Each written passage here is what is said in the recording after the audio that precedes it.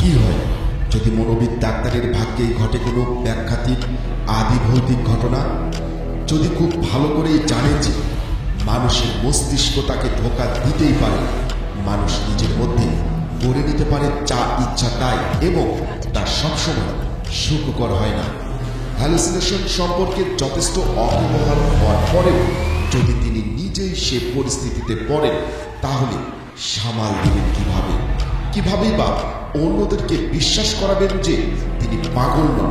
নিজের কাছেই বা কি ব্যাখ্যা দিবেন? গতিকা মুভিতে ডাক্তার মিরান্ডা গ্রে একজন মনস্তত্ত্ববিদ। ডাক্তার শুক্রবার রাতে তার এক রোগীকে দেখে হাসপাতাল থেকে বাড়ি ফিরছিলেন। প্রচন্ড বৃষ্টিতে তার বাড়ি ফেরার মূল রাস্তা ধসে যাওয়ায় তাকে বিকল্প রাস্তা ধরতে হয়। কিন্তু নির্জন এক ব্রিজের সামনে গিয়ে তার গাড়ির সামনে এসে দাঁড়ায় এক অজ্ঞাতনামা কিশোরী। মেয়েটিকে বাঁচাতে গিয়ে গাড়ি দুর্ঘটনায় পড়ে সে। কোনো রকমে মেয়েটির সামনে দাঁড়ানোর পরে জীবনের সবচেয়ে ভয়াবহ অভিজ্ঞতার সম্মুখীন হয় মিরান্ডা গ্রে। জ্ঞান ফেরার পর নিজেকে সে আবিষ্কার করে নিজেরই হাসপাতালের বেডে। কি হয়েছিল সেই রাতে? কেন আর সে নিজেই মানসিক রোগী? তাকে যে মনে করতেই হবে কেন সে নিজে মানসিক রোগী। হরর মুভিতে সাইকোলজির প্রভাব অনস্বীকার্য। অস্বাভাবিক সব কার্যাবলীর ব্যাখ্যা দিতে গিয়ে প্রায়শই আমরা ভুক্তভোগীর মানসিক দুর্বলতার দিকটাকে ইঙ্গিত করি।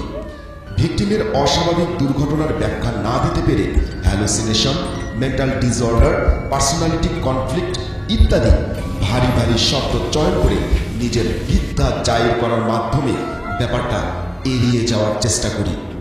এসব প্যারানরমাল অ্যাক্টিভিটির প্রত্যক্ষদর্শীদেরকে সবাই পাগল ঠাউরে বন্দি করে রাখে মানসিক হাসপাতাল নামক জেলখানায়। সেসব রোগীকে ভালো করে তোলার উদ্দেশ্যে কাজ করে যান দেশের বড় বড় ডিগ্রি নিয়ে পাশ করা সব মনোরোগ বিশেষজ্ঞ ডাক্তার। তাদের মূল উদ্দেশ্য একটাই, রোগীর মানসিক শক্তি বৃদ্ধি। সে যেন নিজেই নিজের মনের সাথে লড়ে বিজয়ী হতে পারে। ডাক্তারেরা সম্পূর্ণরূপে এড়িয়ে যান ঘটনার উল্টো পিঠের প্যারানরমাল দিকগুলো। ডোজের পর ডোজ ওষুধ খাইয়ে তারা চাপা দিতে চান অলৌকিকতাকে, যা আপাতত দৃষ্টিতে বড়ই বিজ্ঞানসম্মত মনে হয়। অনুসব কথা বলার আগে গতিকা মুভির কাস্টিং নিয়ে বলতে চাই, মূল চরিত্র মিরান্ডা হিসাবে আছে আমার প্রিয় হ্যালি বেরি, আর তার বন্ধু আর এক ডাক্তার হিসেবে আছেন আমার সবার প্রিয় রবার্ট ডাউনি জুনিয়র, যার চোখে মোটা ফ্রেমের চশমা আঁকিয়ে মুখে সাইকোলজির বুড়ি আওড়াতে দেখে বেশ মজা পেয়েছি। তবে চরিত্রটা তেমন ডেভেলপ করা হয়নি। হরর জনরার মুভিতে ক্যারেক্টার ডেভেলপমেন্টের সুযোগটা কোথায়? গতিকা মুভিতে আরেকটি ছোট তবে গুরুত্বপূর্ণ চরিত্রে আছেন আমার খুব প্রিয় একজন অভিনেত্রী, আর তিনি হলেন পেনিলপ ক্রুজ। তার স্প্যানিশ উচ্চারণে ইংরেজি বলাটা কানে বেশ লেগেছে। হলিউডের কৃষ্ণকায় নায়িকাদের প্রতি আমার একটা বিশেষ দুর্বলতা কাজ করে, সে রদ্রিগেজ হোক, সালডানা অথবা হ্যালি বেরি হোক। তবে প্রতিভা থাকা সত্ত্বেও কেন জানি হ্যালি সেটা তেমন কাজে লাগাতে পারেননি।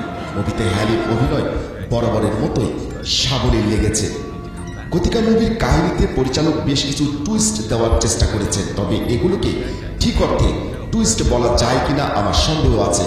টুইস্টগুলো আপনাকে আচমকা আঘাত করবে না, অনেকটা বেশ আগে থেকে তারা নিজেদের আগমন বার্তা জানিয়ে আসবে। তবে তা কাহিনীর মুচমুচে ভাবের কোনো ক্ষতি করবে না, বরং আপনাকে আরো আগ্রহী করে তুলবে।